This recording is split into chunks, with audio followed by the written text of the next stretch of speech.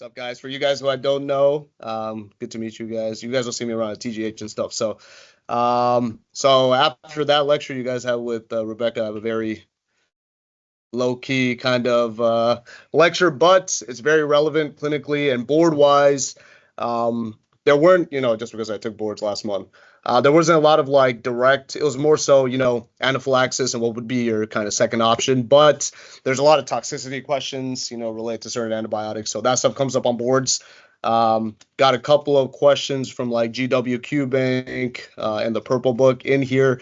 Nothing too crazy, just like, quick review, but I think the info here, it's good for you guys just clinically, and then for the learners you guys have at TGH, especially when, patients say they have a penicillin allergy and your attending back in the day would ask what the allergy was, and nobody really asked what the allergy was. So now we're the ones who kind of have to tease it out. So here we go. Objective wise. So as I don't know if Dr. Cannella is still on here, but his tuppence would be that yes, I am. That the step one stuff never leaves. So we'll go over kind of the immune-mediated hypersensitivity reactions. Dr. Cannella helped me on a couple of difficult M. abscessus cases, so I appreciate you, even though I'm making fun of you. We'll talk about penicillin, beta-lactam, allergies, and then quickly at the end just some like antibiotic-related toxicities that you'll get questions on. I'm not going in depth into those. It'll be more so kind of the hypersensitivity reactions and the penicillin beta-lactam allergies as well.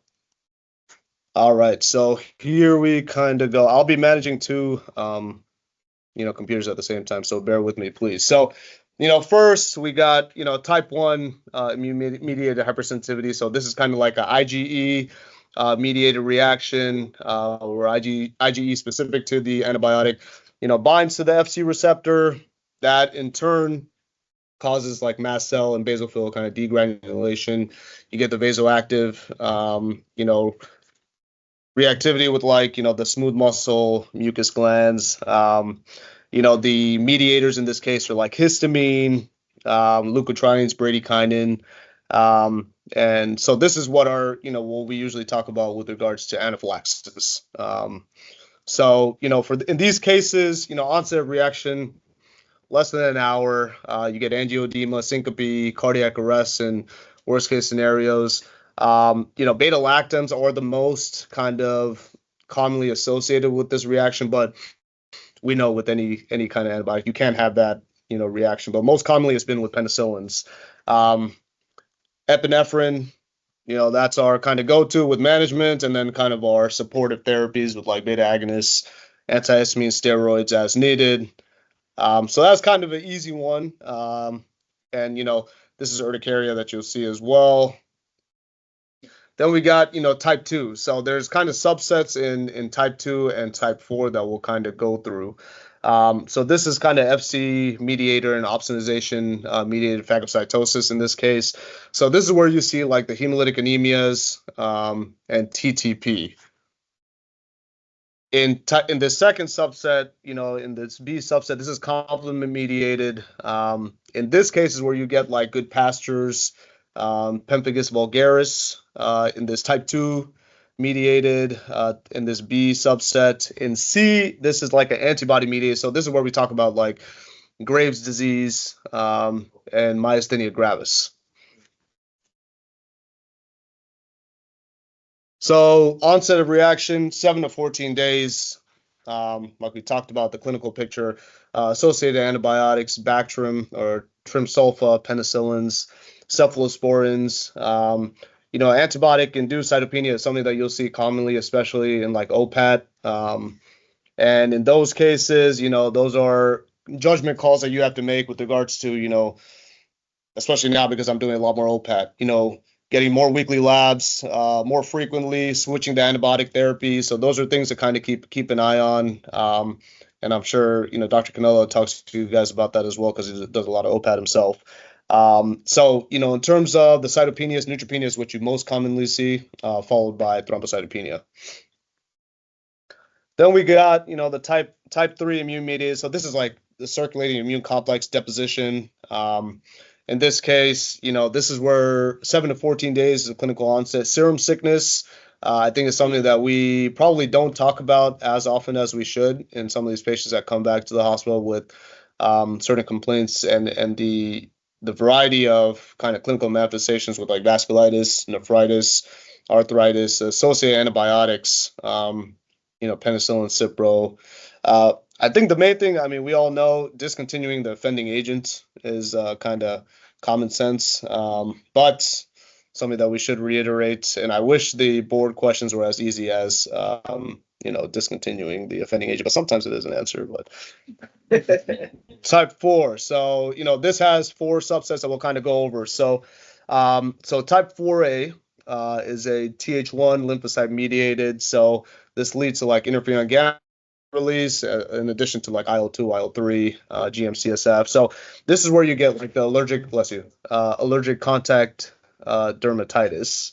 In the B subset, this is Th2 mediated, where you get like a resultant eosinophilic kind of response. This is where you see like DRESS, which we'll kind of get into in a bit. So in addition to that, we got, before I go there, type 4, which is CD8 toxic cells that are mediating that response. So in those cases, it's like necrosis or like keratinocytes. That's where you get like SJS and TEN. And there are a lot of questions that come up in boards with regards to just the, identifying TEN versus SJS and then the actual body surface percentage. So those are like easy kind of points for you guys. And then type 4D is like a, neutrophilic inflammation. So that's with, you see AGEP, which is, the generalized pustulosis, which we will get into as well.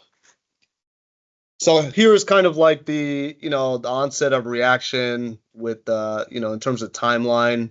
You have 10 to 15 days for like allergic contact dermatitis, 2 to 8 weeks for DRESS, 4 to 28 with SJS, TEN, and 24 to 48 with AGEP. I'm sure we've all kind of seen these before, but they, you'll see a lot more frequently once you're kind of seeing more patients and such. So something to keep an eye on.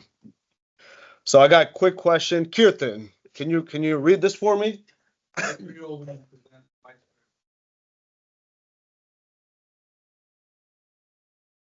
70 course of spectrum, NPSMX facial influence. Exam is temperature is 38.4. Thank you for your input. Fahrenheit. 72 beats per minute. Skin findings are as seen. Labs white blood count is 14.3. 70% eosinophils. ALT 121, alkaline 125. Most likely diagnosis is probably DRESS. Yes. Yeah. Yeah. Yeah. So the one thing, you don't get eosinophilia all the time in DRESS. So I think that's one thing to keep in mind. Like the clinical picture is kind of the main thing that kind of drives it, but the eosinophilia will help you kind of make the decision. So, type 4B hypersensitivity. I got this picture from the Purple Book comprehensive review of IDE. So, clinical features: fever, skin rash, facial edema, liver, renal involvement. So, Bactrim or sulfonamides have been kind of mostly linked with this. In addition, like anti-epileptics. The one thing is, even after kind of stopping the offending agent, you can have relapses. So, the course after with regards to kind of clinical improvement, there could be kind of a bumpy ride where, they're improving and then you have a relapse despite the offending agent being taken off. So that's one thing to keep in mind. So SJS, TEN. So like I said, the one thing is the body surface area percentage. Easy questions, less than 10 is SJS, greater than 30 is 10 or TEN. I figured like TEN is the opposite. I don't know. Whatever. Yeah, I mean, it's whatever makes it easy for you to remember. So this as well, the clinical picture, we know the blistering, the rash, the conjunctivitis. I think other things to keep in mind is like the pulmonary and the GI findings, like just from the pulmonary aspect, just the bronchial sloughing, that can cause a lot of kind of clinical manifestations. And even in the GI kind of setting, that picture, those symptoms can be related to like sloughing of like the mucosal area as well. So those are things to kind of keep in mind. All right, so John, you want me? A 42-year-old man presents with new onset lesions on legs, arms, and abdomen. He was on day 6 of Vanco and day 2 of Pip-Tazo for right lower extremity cellulitis. Skin findings are as pictured. WBC 15,000. What is the likely diagnosis? So the bottom picture is the cellulitis he was treating, and the top picture is, what the new onset lesions. Yeah. So this is AGEP. Have you guys seen AGEP before? Yeah. So I recently saw it after putting. It's a lot, mostly associated with like aminopenicillins, but you can get it with quinolones, tetracyclines, macrolide. So it can be pretty diffuse. In this case, it's an acute eruption of these like pinhead-sized sterile pustules. It has some infectious like associations with like mycoplasma, parvovirus B19, and there's no real indication for like systemic steroids. Sometimes people use topical. There's not much good data on that. It's just more so kind of discontinuing the offending agent. It'll just kind of resolve, with some time. But it can be very bothersome to the patient just because the skin gets very dry subsequently. So those are things to kind of keep in mind. So got another one. Sir, do you mind? 36-year-old HIV, ocular syphilis, has a history of penicillin allergy. Patient reports having a serious rash. When treated with penicillin 5 years ago, which feature of the rash would exclude penicillin use for his ocular syphilis?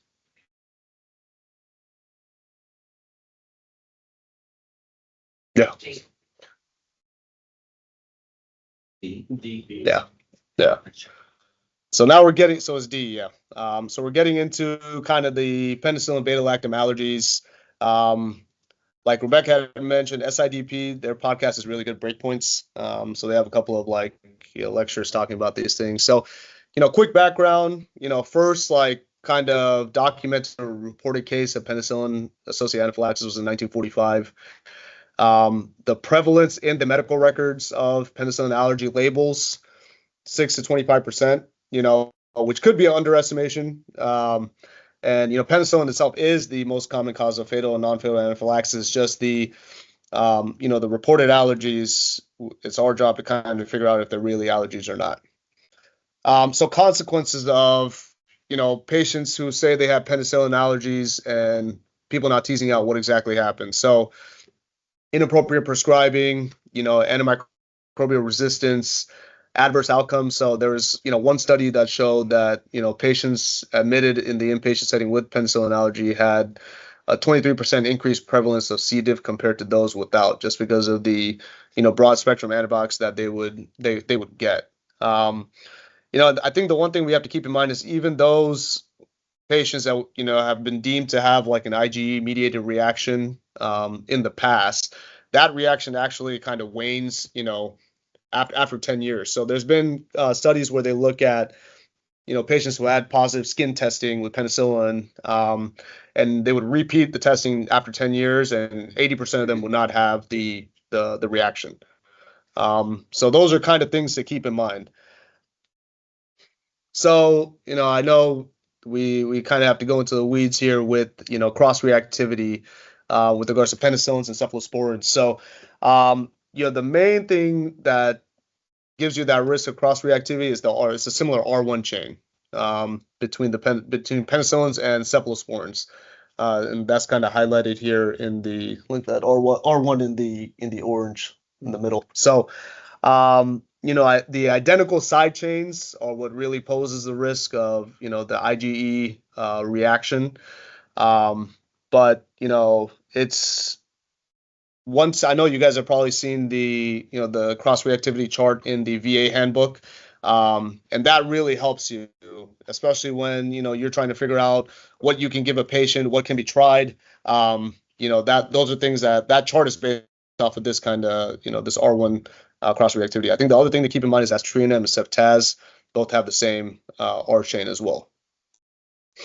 So this is one from Northwestern Medicine.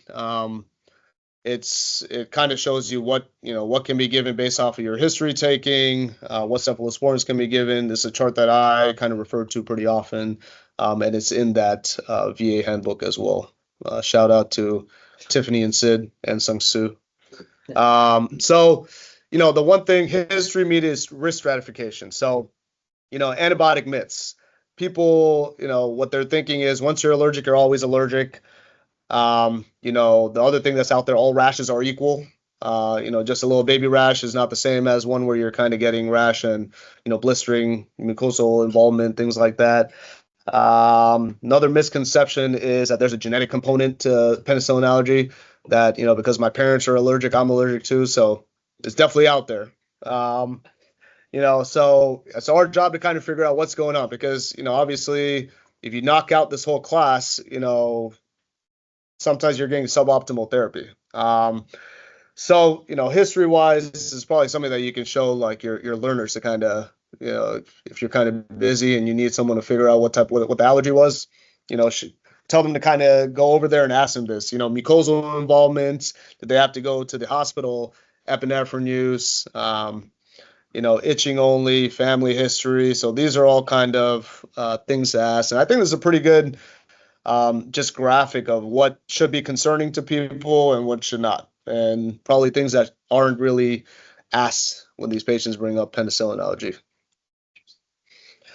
All right, so we finally get to the good old PenFast. So when Kristen, the pharmacist here at TGH, she saw I was doing this lecture and she was like, all you got to talk about is PenFast. And I agree, PenFast is good stuff. So this basically, evaluates the risk of a true penicillin allergy. So if you have less than a score of 3, you get a high negative predictive value and a low risk of true penicillin allergy. So, in this case, with the score less than 3, some of the studies have shown that you get, a negative predictive value of 93 to 100%. So something that, probably should be utilized more in the inpatient and outpatient setting. So quickly, in terms of management, low risk patients, you can do direct oral challenge. You can do the IgE-mediated reaction with the, just injecting directly into the skin. And then, there's an oral challenge if the skin test is negative. And of course, if you really need penicillin, desensitization is where you have to kind of go. There are some cases where, hospitals don't have access to inpatient skin testing, so they do like cephalosporin challenges. So that's something that's also done. So here quickly, just I don't know if you guys can see.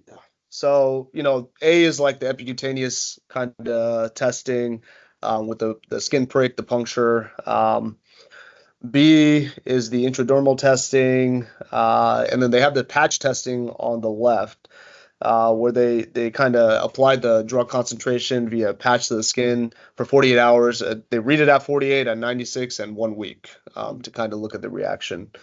And then they have the delayed intradermal testing in D, and this is read at 24 and 48 hours after a small drug solution is kind of injected into the skin. All right, so we got another question. Celia.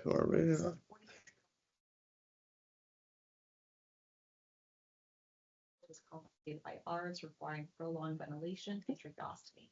He developed MRSA pneumonia and was treated with vancomycin. On day 14, after completion of Piptazo, he was only on vancomycin. Day 15, he developed a new rash and fever. Images as seen. What is the most likely diagnosis? It's IgA. So it's linear IgA bullous disease, which is associated with vancomycin.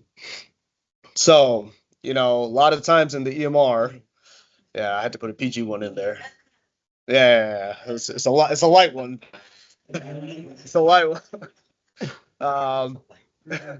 So medical records, people have the toxicity, and then they put that in as the allergy, and I'm sure we've all kind of seen that in there. So it's things to keep in mind whether this is a allergy versus a toxicity of the drug, and then as clinicians, it's our job to kind of decide whether or not that is true, and whether the patient can tolerate the antibiotic again. So that's all kind of up to us. But This is something that comes up often. So I'm not going to go through all of these.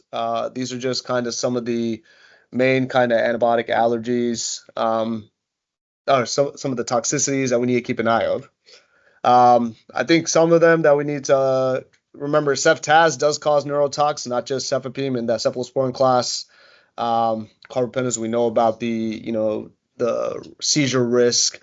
Vancomycin, we know. I think the nephrotoxicity is there. The worsening risk with Pip/Tazo has been of question just because of recent studies that came out that did not go against that. But clinically, you might be seeing something different. So things to keep in mind. With tetracycline, we talk about the intracranial hypertension, esophageal gastric ulcerations. Linezolid, I was just telling Celia, they asked about that on the boards. And of course, boards is internal med too. So the question I had was a patient on linezolid, day 4, got thrombocytopenic, was also on heparin, and had a clot that was found at the same time. So the question was whether it was HIT or, linezolid-induced thrombocytopenia. So I guess the one thing to realize is thrombocytopenia with linezolid only starts after like 2 weeks usually, around that timeline. So knowing the timeline is important, and they do ask that stuff on the boards. So quinolones, we know about the tendinitis, tendon rupture, the peripheral neuropathy is real. And then, we know with Bactrim, the association with DRESS, the toxicities of bone marrow suppression, things of that sort. So I think that is it. Any questions?